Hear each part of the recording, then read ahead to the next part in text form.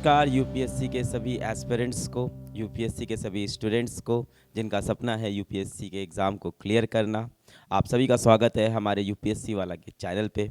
हमारे साथ मौजूद हैं यूपीएससी जगत के कुछ जाने माने चेहरे, कुछ जाने माने नाम, कुछ ऐसे गुरु जिन्होंने न जाने कितने बच्चों को, कितने अभ्यर्थियों को आईएएस बनाया, आईपीएस बनाया, आईएफएस बनाया, और आज भी निरंतर वो प्रयास कर रहे हैं कि भारत के इन छात्रों को सही दिशा में लेके जाएं। और हमारा ये सौभाग्य है कि आज पैनल में हमारे साथ ऐसे लोग जुड़े हैं। यूपीएससी वाला एक पहल जो पीडब्ल्यू ने की, उसके अंदर सबसे पहले हम लोग ने कुछ फाउंडेशन बैचेस लेके आए आपके लिए, जिसको आपने बहुत प्यार दिया और जहां बहुत अच्छे से आप पढ़ाई कर रहे हैं, यूपीएससी की तैयारी कर रहे हैं। उसके पश्चात हम लोग प्रीलिम्स के बैच भी लेके आए, और उसके बाद आप सबकी लगातार डिमांड चल रही थी कमेंट सेक्शन के अंदर कि क्या पीडब्ल्यू में ऑप्शनल सब्जेक्ट आप कवर कराएंगे कि नहीं कराएंगे। अगर ऑप्शनल सब्जेक्ट कवर कराएंगे तो ऑप्शनल सब्जेक्ट कब से शुरू होंगे, कौन कौन से ऑप्शनल आप कवर करेंगे, क्या प्राइस होगी ऑप्शनल सब्जेक्ट की, कितना पैसा मुझे देना पड़ेगा ऑप्शनल की तैयारी करने का, कितनी क्लासेज होंगी, किस तरह से कंडक्ट होंगी।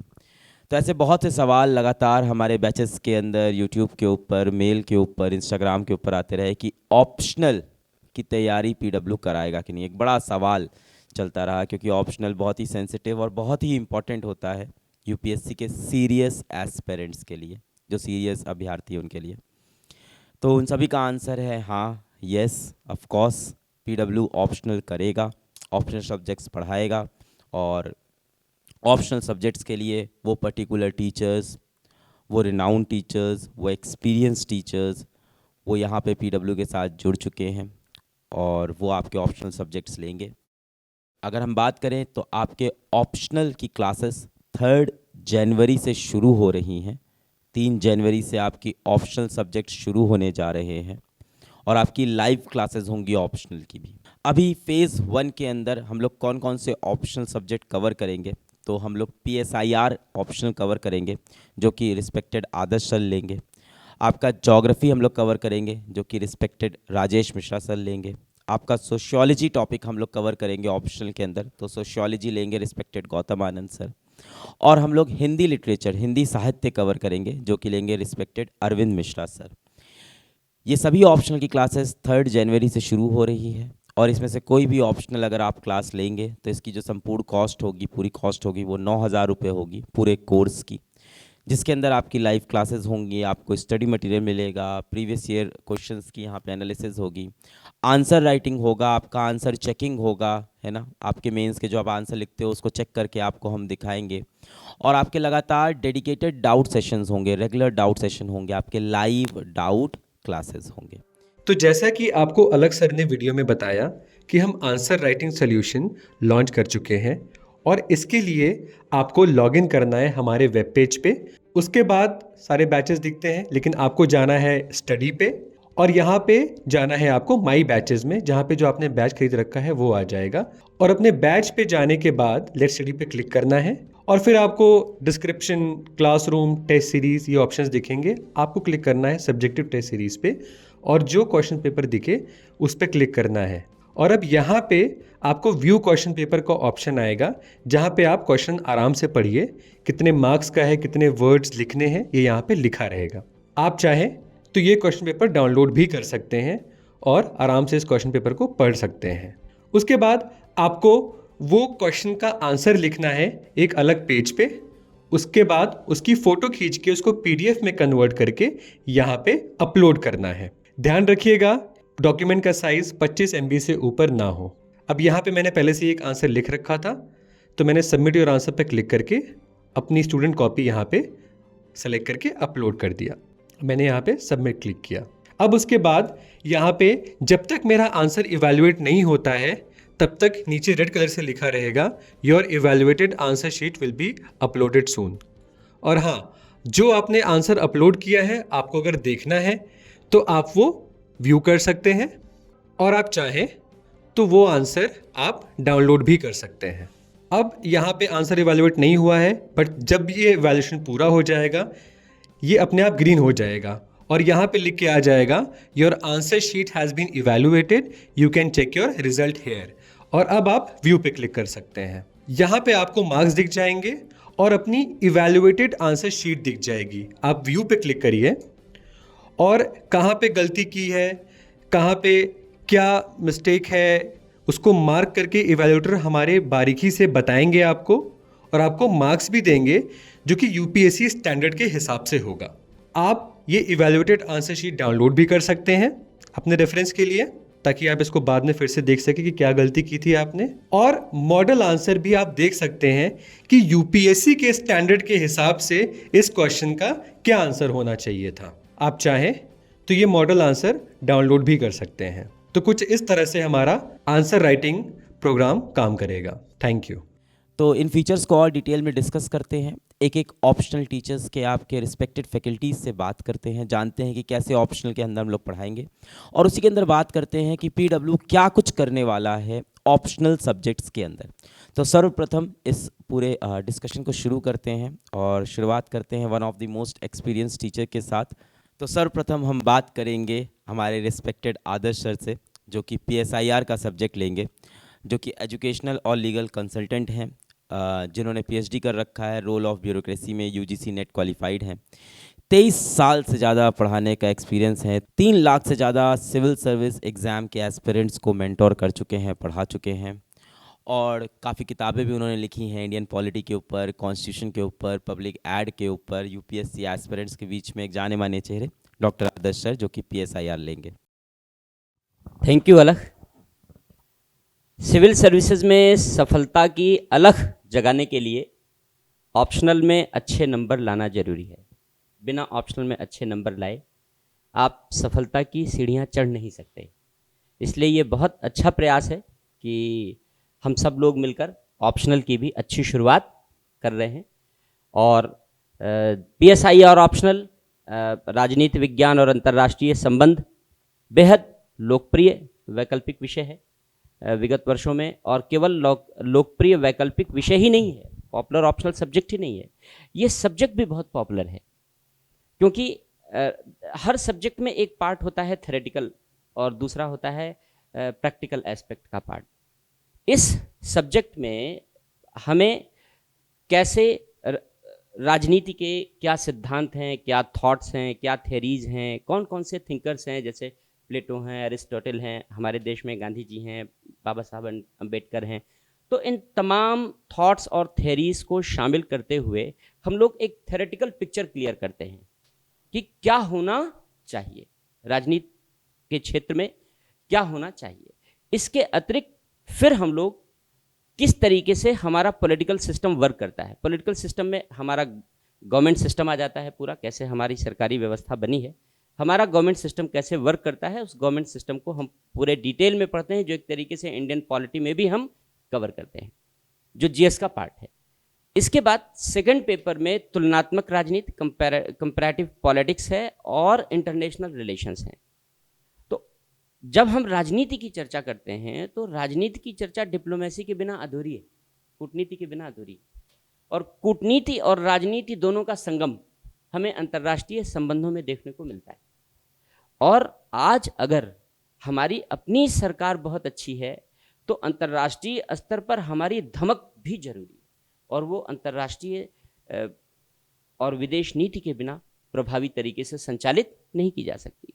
तो PSIR ऑप्शनल हमें यह बताता है कि विदेश नीति कैसे इफेक्टिव तरीके से बनाई जा सकती है, क्या उसके फैक्टर्स होते हैं जो उसे प्रभावित करते हैं, और कैसे चेंजिंग सिनेरियो में वो चेंज होता रहता है। जैसे इजराइल एक समय हमारे लिए टैबू था, अब आज सबसे अच्छा दोस्त है। फ्रांस इतना दूर होते हुए भी हमारा नेचुरल एलाई है। तो ऐसे बहुत सारे फैक्टर हैं जो समय के साथ चेंज होते रहते हैं। रूस यूक्रेन युद्ध चल रहा है, फिर भी हमने रूस के साथ अपनी पारंपरिक मित्रता मजबूती से थामे रखी है, अमेरिका को बैलेंस करते हुए।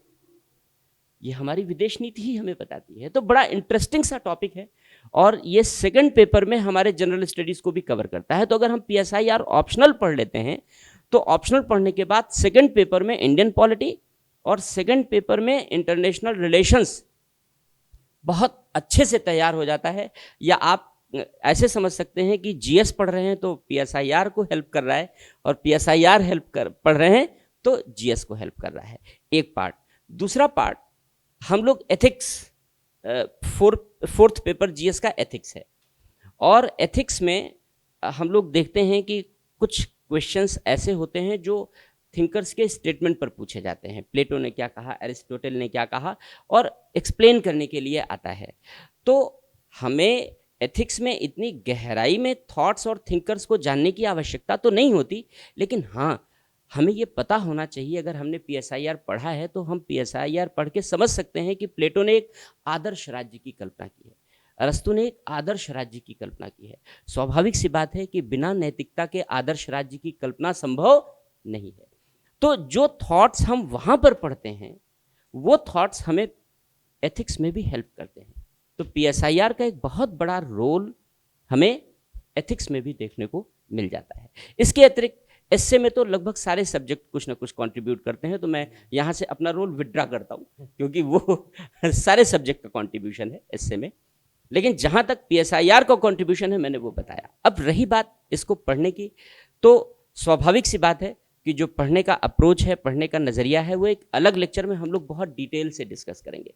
लेकिन बहुत ब्रीफ में बताएं तो जो हमारे एग्जामिनेशन की डिमांड है, क्योंकि जब हम पीएसआईआर पढ़ते हैं तो उसका दायरा बहुत बड़ा है, किसी भी सब्जेक्ट के लिए स्काई इज द लिमिट। लेकिन हमें ये फोकस करना है कि क्या हमारा सिलेबस है, उस सिलेबस के अकॉर्डिंग कैसे क्वेश्चंस पूछे जाते हैं, और इसी को टारगेट करके हमें पूरे के पूरे सिलेबस को अच्छे तरीके से मास्टरी करनी है, अच्छे तरीके से महारत हासिल करनी है।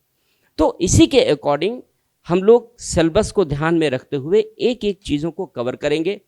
क्लास में लेक्चर की डिलीवरी होगी, एक एक चीज़ों को लिखाते भी चलेंगे, समझाते चलेंगे, लिखाते चलेंगे, कुछ नोट्स बनाते चलेंगे, कुछ हम लोग संस्थान की तरफ से बच्चों को डिस्ट्रीब्यूट करेंगे, और इस तरीके से एक कंप्लीट पैकेज पीएसआईआर का तैयार हो जाएगा।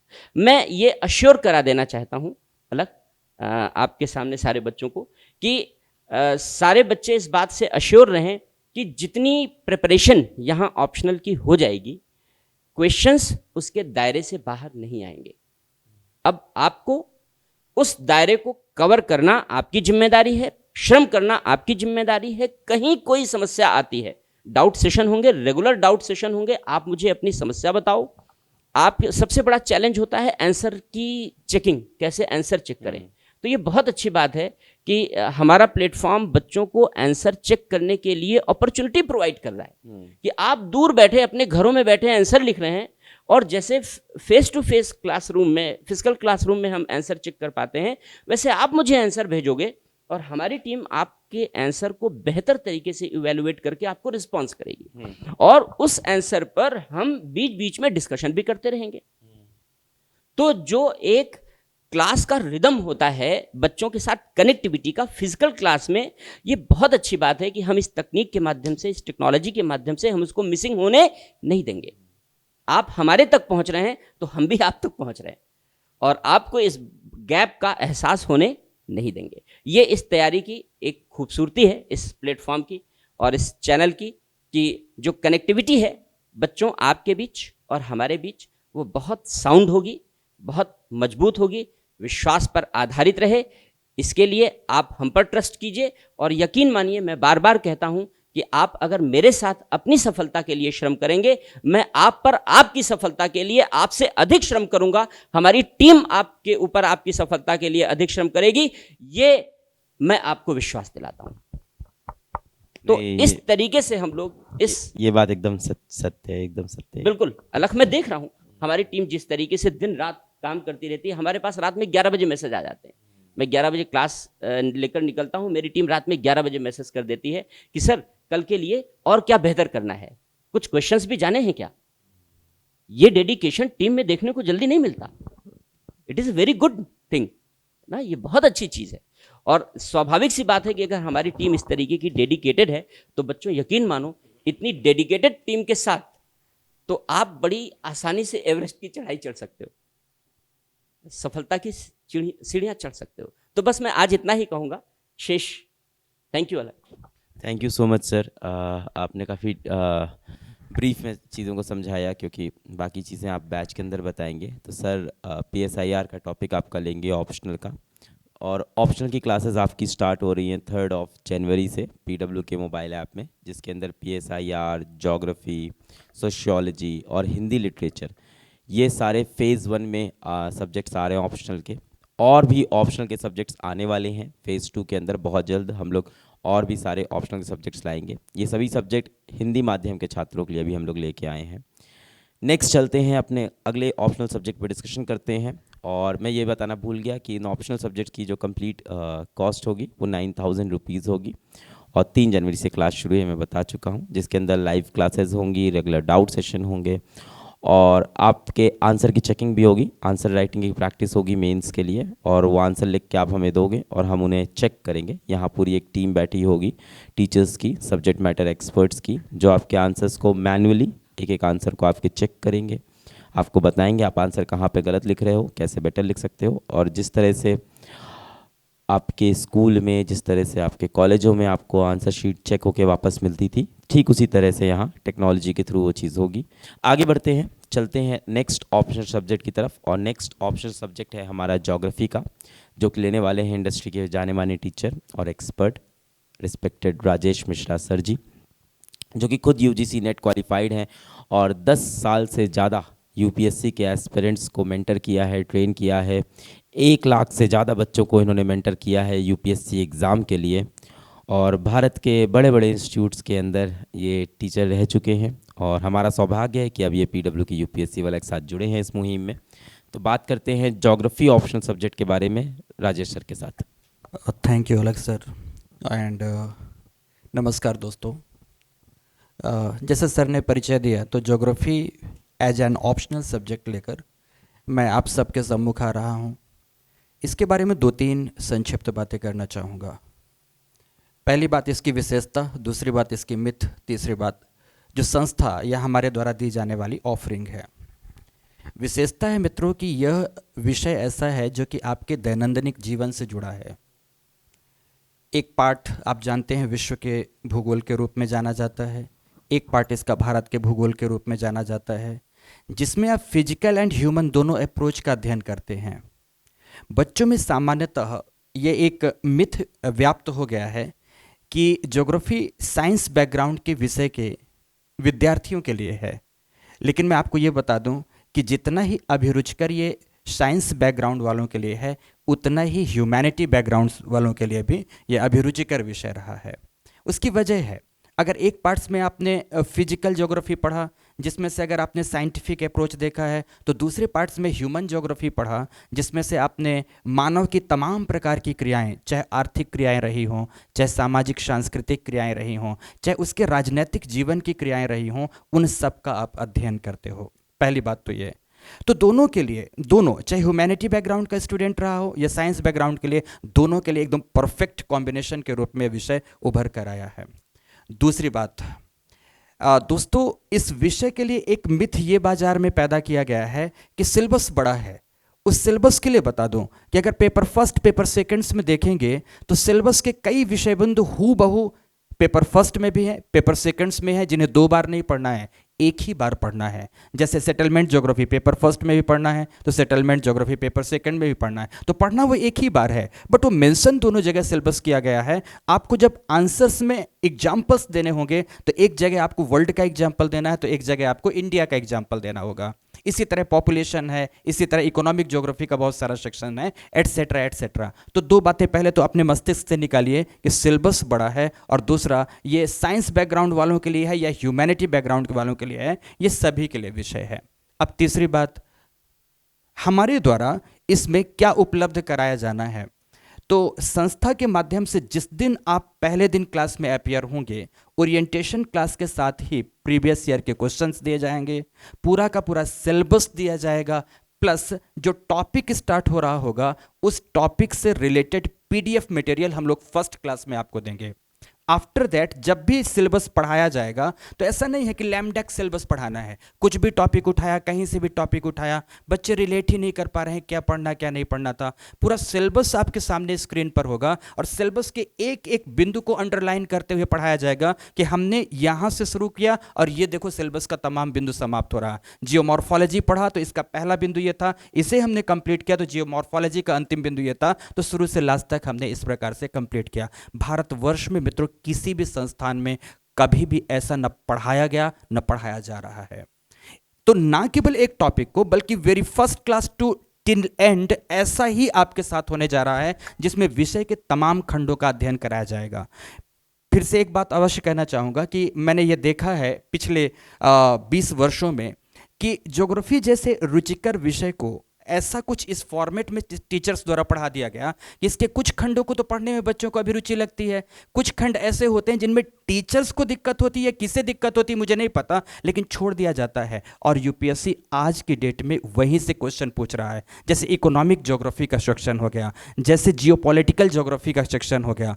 तो हम यहाँ पर उन तमाम खंडों पर एकदम आपको पारंगत करेंगे, उसमें बोधगम्यता आपकी विकसित करेंगे, ताकि आप एक एक विषय वस्तु में पूछे गए तमाम प्रश्नों का सटीक प्रकार से जवाब आप अपनी कक्षाओं के माध्यम से ही दे सकें, आपको कहीं अतिरिक्त मेहनत करने की आवश्यकता न पड़े।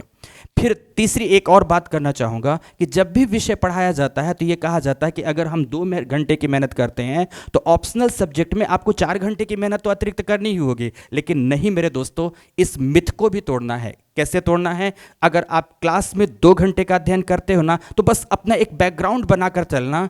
आपको 2 घंटे के अध्ययन के बाद केवल एवं केवल 20 मिनट का रिवीजन डेली करना होगा, वो भी केवल रिवीजन करना है। और वो रिवीजन साइनॉप्सिस फॉर्मिंग के रूप में, स्ट्रक्चर फॉर्मेट के रूप में किस प्रकार से होगा, वो डेली टू डेली क्लास में हम लोग सिखाते चलेंगे, या टॉपिक टू टॉपिक सिखाते चलेंगे कि आज अगर आपने ये पढ़ा तो इसका साइनॉप्सिस फॉर्मिंग आपको ऐसा करना है, इसके पंचिंग वर्ड ये हैं, इसके की वर्ड्स ये हैं, बस इतनी बातें याद रखो, बाकी तो भाषा है, उसको कैसे आपको बनाना है, ये तमाम चीज़ें आपको क्लास के साथ साथ विकसित कराई जाएंगी।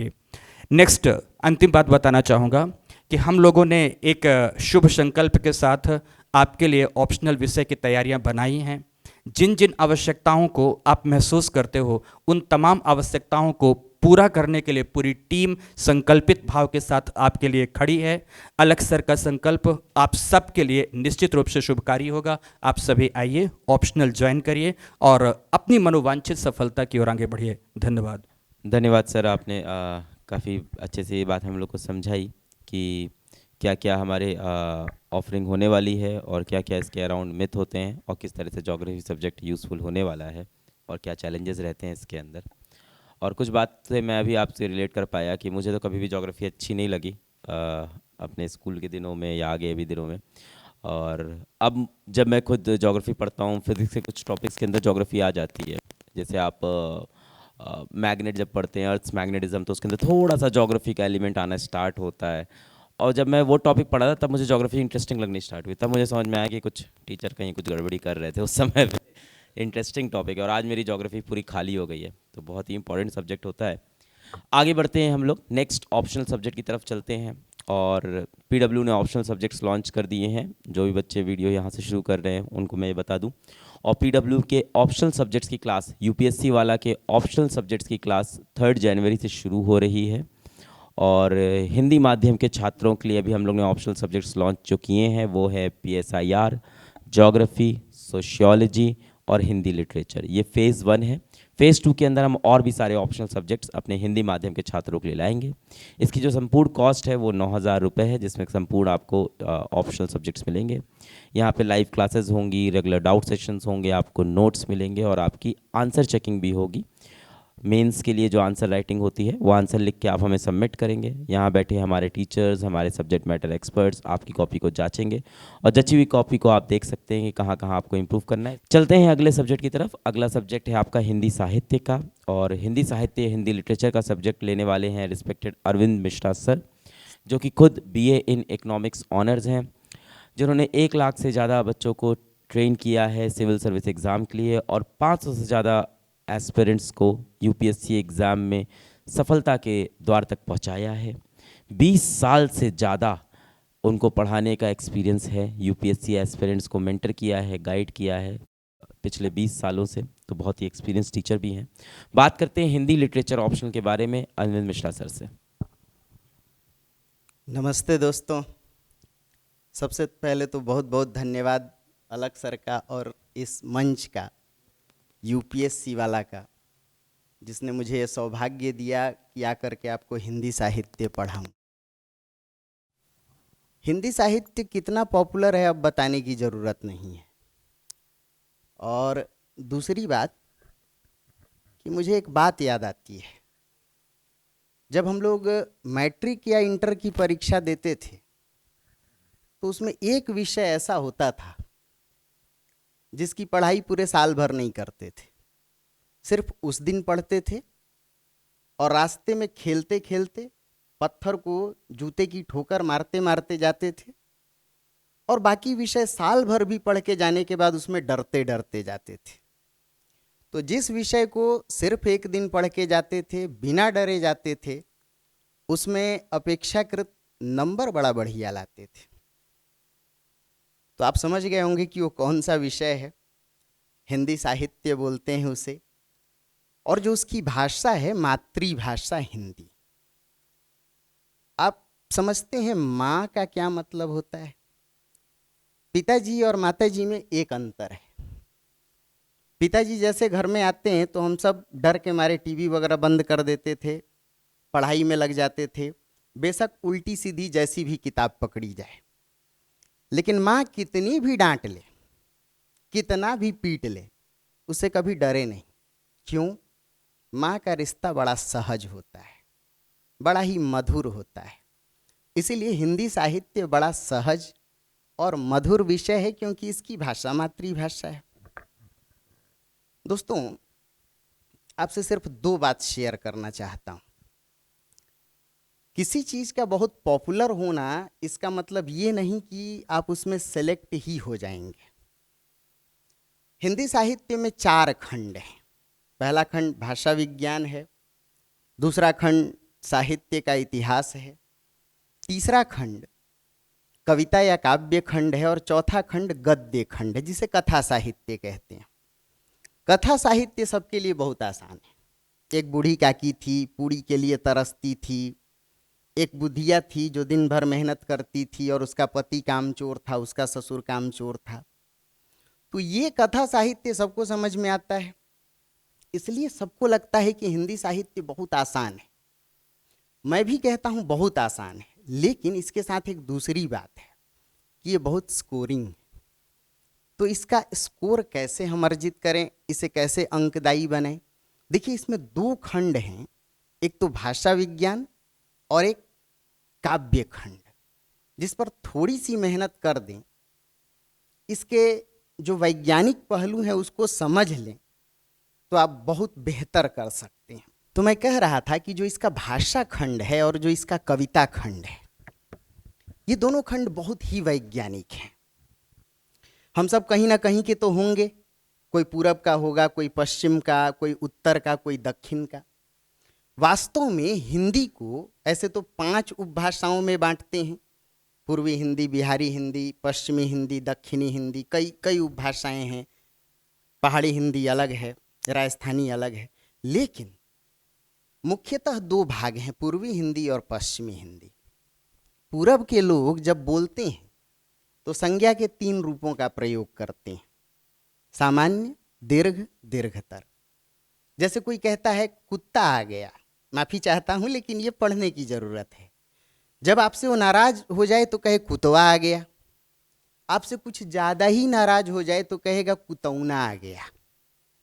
मान लीजिए मैं आपको एक दिन न पढ़ाऊँ तो आप कहेंगे मास्टर नहीं पढ़ाया, दूसरे दिन नहीं पढ़ाऊँ तो आप नाराज होके कहेंगे मास्टरवा नहीं पढ़ाया, और मान लीजिए महीने भर ना पढ़ाऊँ तो बहुत ज़्यादा नाराज होंगे, कहेंगे मास्टरौना बिल्कुल नहीं पढ़ाया। अब ये संज्ञा के 3 रूप हैं, ध्यान से सुनिएगा। सिर्फ आपने लिखा पूर्वी हिंदी की विशेषता, इसमें संज्ञा के 3 रूप हैं। और जो लोग पश्चिम के हैं, समझ रहे हैं, राजस्थान के, पश्चिमी यूपी के, हरियाणा के, अपने यहाँ संज्ञा सिर्फ सामान्य रूप में बोली जाती है। आप वहाँ नहीं बोलते मास्टरवा आ गया, कुतवा भाग गया, पनिया दो, गिलसवा दो नहीं बोलते। यानी पश्चिमी हिंदी में संज्ञा सिर्फ सामान्य रूप में पाई जाती है। अब आपने इतना लिखा और एक पॉइंट लिख करके आप 2 या 3 नंबर के हकदार हो गए। ऐसे ही जो काव्य खंड है वो भी बड़ा वैज्ञानिक है, बस समझने भर की देर है। जैसे मान लीजिए कि आप बचपन से पढ़ते आए कि कबीर निरक्षर थे, तो भाई कबीर ज्ञान मार्गी संत भी तो थे। अब एक निरक्षर व्यक्ति ज्ञान कहाँ से लिया? तो पुस्तक से तो ज्ञान लिया नहीं उन्होंने, खुद पुस्तकों को गाली देते हैं, पोथी पढ़ी पढ़ी जग मुआ, पंडित भया न कोई। तो जाहिर सी बात है कि कबीर का जो ज्ञान है, याद रखिए, वो पुस्तकीय नहीं है बल्कि बहुश्रुत है। श्रुत मतलब सुनकर। उन्होंने अलग अलग संतों को सुना, कहीं शंकराचार्य का अद्वैत लिया, कहीं नाथ पंथियों का योग लिया, कहीं वैष्णव पंथ से प्रेम मार्ग और भक्ति मार्ग लिया, कहीं सूफियों से तसव्वुफ लिया, और तब जब उनकी साधना तैयार हुई कबीर की, तो उसे ही कहा गया बहुश्रुत दर्शन सहज साधना। जो सबको अपना ले वो सहज होगा, जो किसी किसी को छांट दे वो प्रतिक्रियावादी होगा। अब मान लीजिए टॉपिक आ जाए कि कबीर के दर्शन पर या कबीर की साधना पर चर्चा करें, और आप ऐसे लिखते हैं कि कबीर निरक्षर फिर भी ज्ञान मार्गी, ज्ञान उन्होंने पुस्तक से नहीं लिया बल्कि अलग अलग संतों के समागम से सुनकर लिया, आपके अंक बढ़ गए। और बाकी जो गद्य खंड है और जो साहित्य इतिहास खंड है वो बहुत सहज है। आप किस्सा पढ़ते हैं, कहानी पढ़ते हैं, घरौंदा पढ़ते हैं, अलग्योझा पढ़ते हैं, बर्तन भाड़े जो घर की वस्तुएं हैं और जो घरेलू जिंदगी शैली है, ये 2 खंड हर कोई पढ़ लेता है। 2 खंड लोग छोड़ देते हैं, इसीलिए लगता है कि एकदम आसान है, इजी है, लेकिन उन्हें अच्छा स्कोर या अच्छा अंक नहीं मिलता। तो मेरी आपसे विनती है कि चारों खंडों पर बराबर मेहनत करें, संतुलित मेहनत करें। लोग मेरे विषय में एक बात कहते हैं कि गुरुजी मंच पर बड़ा कम बोलते हो और क्लास में जान लिए रहते हो। तो मुझे भी लगता है कि बोल के करने से ज़्यादा अच्छा है करके दिखाना। तो इस मंच से अपने आप में अलख पांडे सर का ये मंच बहुत ही चिर प्रतिष्ठित है, और मुझे लगता है कि अब इससे बड़ा मंच क्या होगा। तो आइए एक एक करके देखते हैं हम लोग कि हिंदी साहित्य में वाकई अंक कैसे ला सकते हैं। मैं कोशिश करूंगा कि हर टॉपिक के जितने भी क्वेश्चन आंसर बनेंगे उनको पीडीएफ फॉर्म में आप तक पहले प्रेषित कर दूं, उसके बाद सारी क्लास लूं, क्लास में भी बोल के लिखाऊंगा, और हर टॉपिक को ख़त्म करने के बाद हम लोग डाउट सेशन रखेंगे। हर 15 दिन पर मैं आपको खुद 2-3 प्रश्न दूंगा क्लास में, जिसको आप लिखेंगे और आप जो यांत्रिक माध्यम है उससे मुझे भेजेंगे। ज़रूरत पड़ने पर मैं खुद देखूंगा या हमारी पूरी टीम देखेगी। मैं उम्मीद करता हूं कि हम लोग बहुत कुछ अच्छा करेंगे। बहुत बहुत धन्यवाद। बहुत धन्यवाद सर। और आपकी बातों में हम लोग सब खो गए थे, सुन रहे थे बहुत ध्यान से। और भाषा जो आप लोग की इतनी साफ़ है वो तो सीखना बहुत मुश्किल है मेरे लिए। खैर आगे बढ़ते हैं। हमारा जो अगला ऑप्शनल सब्जेक्ट 3 जनवरी से शुरू हो रहा है हिंदी माध्यम के छात्रों के लिए, वो है सोशियोलॉजी का, जो कि ले रहे हैं जाने माने टीचर इंडस्ट्री के रिस्पेक्टेड गौतम आनंद सर, जो कि खुद यूजीसी नेट क्वालिफाइड हैं और 12 साल से अधिक हो गया उनको यूपीएससी के एस्पिरेंट्स को मेंटर करते हुए, गाइड करते हुए सिविल सर्विस एग्ज़ाम के लिए पढ़ा रहे हैं। फैकल्टी, कोच, मेंटर हैं वो GS, Indian society, social justice, social issue, IR and sociology optional लेते हैं, जो कि यहाँ पे लेंगे। और भारत के बड़े बड़े संस्थानों के अंदर उन्होंने पिछले 12 सालों के अंदर यूपीएससी एस्पिरेंट्स को ट्रेन किया है।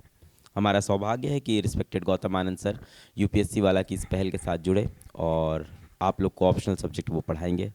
तो सोशियोलॉजी में क्या होगा सर, आपसे जानना चाहेंगे। धन्यवाद सर। पहले तो समाजशास्त्र एक विषय के रूप में क्या है, थोड़ी चर्चा इस पे हो जाए। इसके बाद यूपीएससी के लिए इस विषय के रूप में इसकी क्या उपयोगिता है, क्या प्रासंगिकता है, उसके बारे में संक्षेप में मैं बताऊं। विषय से जुड़े क्या अच्छाइयां हैं और क्या विषय को लेकर बाजार में भ्रांत तर्क हैं, मिथ हैं, इसके बारे में भी चर्चा कर लें। और अंत में हमारी पढ़ाई कैसे पीडब्ल्यू में अन्य जगहों की तुलना में पृथक होगी, अलग होगी और वाकई कई मायनों में असरदार होगी, इसकी चर्चा करेंगे। देखिए, विषय है समाजशास्त्र। जाहिर सी बात है यह विषय समाज का एक विषय है, विज्ञान है, समाज का शास्त्र है। तो इसमें हम समाज के बारे में एक तटस्थ, निष्पक्ष, वैज्ञानिक और तार्किक अध्ययन करते हैं।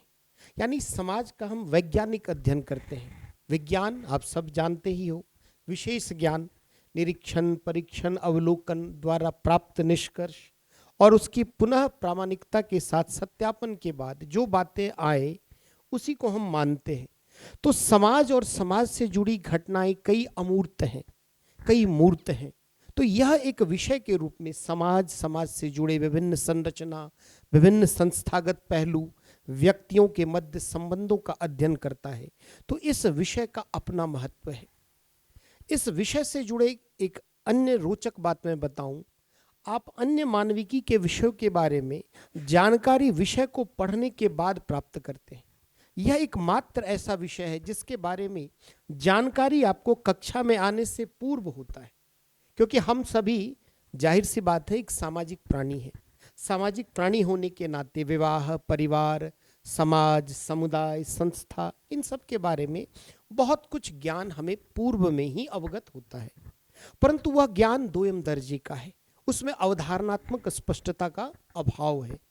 और यहाँ पर सिविल सेवा परीक्षा में जब यह विषय के रूप में आया तो इसमें अवधारणाएं हैं, इसमें कई जो है सिद्धांत हैं, कई विचारक हैं, उनके विचार पढ़ने हैं, कई जो है विश्लेषण करने योग्य पहलू हैं। यानी हम इसे एक सामान्य छात्र की तरह एक विषय के रूप में न पढ़ें, बल्कि इसका एक वैज्ञानिक अध्ययन करें। यानी इसकी अपनी पद्धति है, इसके अपने सिद्धांत हैं और उस संदर्भ में हम इसका अध्ययन करें। तो जाहिर सी बात है कि अगर समाज से जुड़ा यह विषय है तो अपने आप में यह रोचक होगा ही।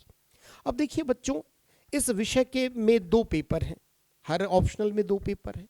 पहला जो खंड है वह एक विषय के रूप में समाजशास्त्र कैसे आया, इसकी पद्धति क्या है, कुछ प्रमुख विचारकों का एक खंड है।